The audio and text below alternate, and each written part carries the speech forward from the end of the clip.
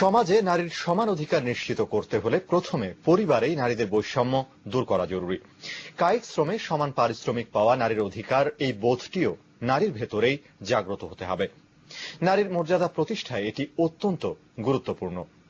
রাজধানীর daily star ভবনে বেসরকারি সংগঠন মানুষের জন্য ফাউন্ডেশনের আয়োজনে গোলটেবিল বৈঠকে এসব অভিমত উঠে আসে।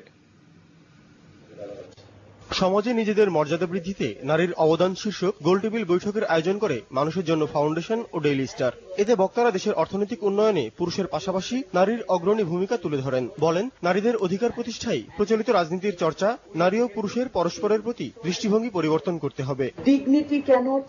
নারীর ক্ষমতায়ন ও মর্যাদা প্রতিষ্ঠায় দারিদ্র্য দূরীকরণ, দৃষ্টিভঙ্গির পরিবর্তন জরুরি। সবার আগে পরিবারে নারীর বৈষম্য দূর করতে হবে। সর্বোপরি নারীদেরও তাদের অধিকারের বিষয়ে সচেতন হতে হবে।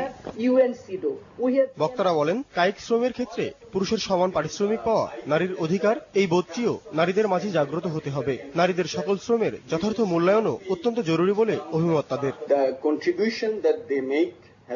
নীতি নির্ধারকরা যদি জিডিপিতে নারীর অবদান সম্পর্কে ভালোভাবে অবগত হন, তাহলে নারীর ক্ষমতায়নের ক্ষেত্রে সকলের দৃষ্টিভঙ্গি অবশ্যই বদলাবে।